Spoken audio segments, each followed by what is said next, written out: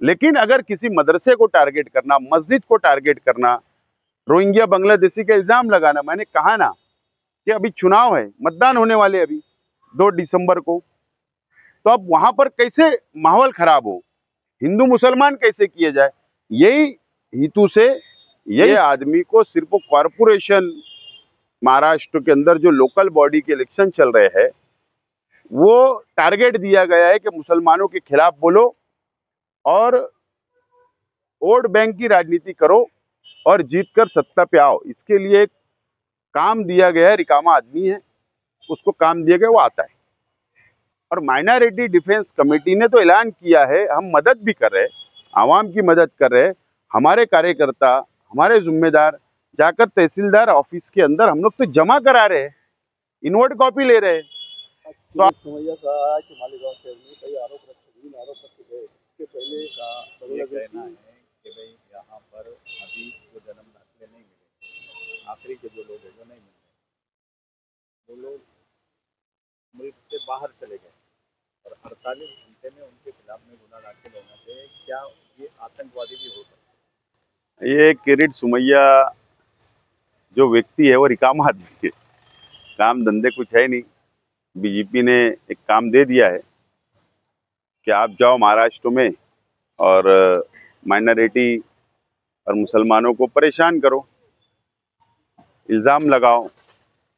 इस तरीके से उनको काम बीजेपी ने दिया है। और किरीट सुमैया, हंसी आती है मुझे तो कि बोले वो देश छोड़ के भाग गए।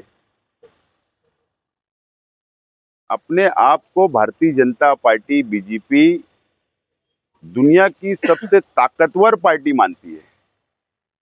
हमारे देश के पंतप्रधान नरेंद्र मोदी जी को बहुत पावरफुल नेता मानती है। तो सरकार कोई दूसरी पार्टी की नहीं है, देश में बीजेपी की सरकार है। कभी बोलते घुस गए बांग्लादेश वाले, रोहिंग्या घुस गए, फिर तुम्हारी सिक्योरिटी क्या कर रही थी, तुम्हारी यंत्रणा क्या कर रही थी, तुम्हारी सरकार क्या कर रही थी? आप बोलते भाग गए, तो तुम्हारी सरकार क्या कर रही थी, तुम्हारी यंत्रणा क्या करी, क्या फेल हो गई क्या? बीजेपी ने कबूल कर लेना कि हम फेल हो चुके हैं, हमारी यंत्रणा फेल हो चुकी है, हमारी सरकार नाकाम हो चुकी है, ये ऐलान कर देना, उसके बाद मुसलमानों पर इल्जाम लगाना। तो ये आदमी को सिर्फ कॉरपोरेशन महाराष्ट्र के अंदर जो लोकल बॉडी के इलेक्शन चल रहे हैं वो टारगेट दिया गया है कि मुसलमानों के खिलाफ बोलो और वोट बैंक की राजनीति करो और जीतकर सत्ता पे आओ। इसके लिए एक काम दिया गया है, रिकामा आदमी है, उसको काम दिया गया, वो आता है। और किरीट सुमैया आकर ये बोलता है कि 2 डजन से ज्यादा लोग फरार हो गए। राज्य सरकार ने जीआर निकाला, तहसीलदार कार्यालय से, तहसीलदार ऑफिस से जिन लोगों के जन्म दाखिले बनाए गए थे उनको नोटिस जा रही है, उनको फोन जा रहे हैं और ईमानदाराना तौर पर मालेगांव शहर की आवाम अपना जन्म दाखिला जमा कर रही है और रिसीट कॉपी ले रही है। अब ये तो ऐसा नहीं चलेगा कि बस आपके टाइम लिमिट पे, टाइम लिमिट बढ़ा कर दो। कोई बाहर गांव होगा, कोई शादी में गया होगा, कोई उसका बिजनेस होगा, तो वो आएगा दे देगा। और माइनॉरिटी डिफेंस कमेटी ने तो ऐलान किया है, हम मदद भी कर रहे हैं, आवाम की मदद कर रहे हैं। हमारे कार्यकर्ता, हमारे जिम्मेदार जाकर तहसीलदार ऑफिस के अंदर हम लोग तो जमा करा रहे हैं, इनवर्ट कॉपी ले रहे हैं। तो आप अगर बोलेंगे 7 दिन में कंप्लीट करो प्रोसीजर, 15 दिन में प्रोसीजर कंप्लीट करे, तो ऐसा नहीं होगा ना। पहले बांग्लादेशी रोहिंग्या यहाँ पर मिले ही नहीं, चार्जशीट है। एसआईटी की रिपोर्ट अगर मंजर पर आ जाए, सामने आ जाए, उसमें भी यही बात आएगी, हमको विश्वास है। तो सिर्फ वो इल्जाम लगाना और परेशान करने का काम किया जा रहा है।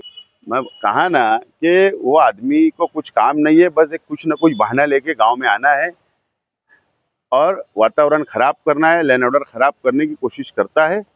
और हमने अभी एडिशनल एसपी साहब जो एसआईटी के सदस्य सचिव है उनसे रिक्वेस्ट किया है, और अभी हम तहसीलदार से भी रिक्वेस्ट करते हैं कि जो लोग नहीं आ पाए आप उनको फ़ोन करो, वापस एक नोटिस दो, वो जरूर आकर जमा करा देंगे। टाइम बढ़ना चाहिए। बाकी फिर तो माइनॉरिटी डिफेंस कमेटी हर तरीके की लड़ाई लड़ने के लिए, किरीट सोमैया सरकार जुल्म कर रही है, नाइंसाफ़ी कर रही है, उसके खिलाफ हम तो मैदान में है ही। हाईकोर्ट भी हम पहुंच गए जमानत के लिए, और ये लड़ाई लड़ते रहेंगे हम। सोमैया ऐसा है कि एसआईटी किरीट सोमैया की डिमांड पर बनाई गई है।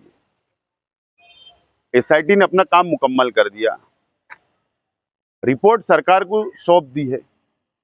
अब सरकार की जिम्मेदारी है कि सामने लाई जाए, और इसलिए सरकार उसको दबा रही है, सामने नहीं ला रही है, क्योंकि सच सामने आ जाएगा, किरीट सोमैया का झूठ पकड़ा जाएगा, सरकार का झूठ पकड़ा जाएगा। इसके लिए एसआईटी की रिपोर्ट को सामने नहीं लाया जा रहा है, डिक्लेयर नहीं किया जा रहा है, उसको दबाने की कोशिश की जा रही है। लोग पकड़े गए थे, उसी तरह से वहाँ की जांच भी होनी चाहिए, और बहुत से इल्जाम उन्होंने लगाए, और अभी उसी तरफ वो नंदुरबार की तरफ अभी निकल पड़े।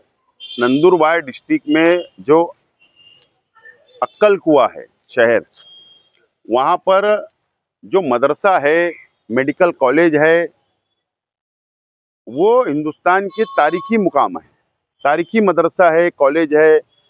और वहाँ पर मैं खुद जाकर आया हूँ, उस मदरसे के अंदर मैंने देखा वहाँ पर कि हमारी हिंदू बहनें भी वहाँ काम करती है, हिंदू भाई भी वहाँ काम करते हैं। जो जमीन के ऊपर मदरसा बना है, कॉलेज बनी है, ये आदिवासी भाइयों की कोई जमीन नहीं है वहाँ पर, ये सब खरीदी हुई जमीन है। मेरी मालूमात है। लेकिन अगर किसी मदरसे को टारगेट करना, मस्जिद को टारगेट करना, रोहिंग्या बांग्लादेशी का इल्जाम लगाना, मैंने कहा ना कि अभी चुनाव है, मतदान होने वाले अभी 2 दिसंबर को, तो अब वहां पर कैसे माहौल खराब हो, हिंदू मुसलमान कैसे किए जाए, यही हेतु से, यही सोचकर किरीट सोमैया रिकामा आदमी है, वो महाराष्ट्र का दौरा कर रहा है।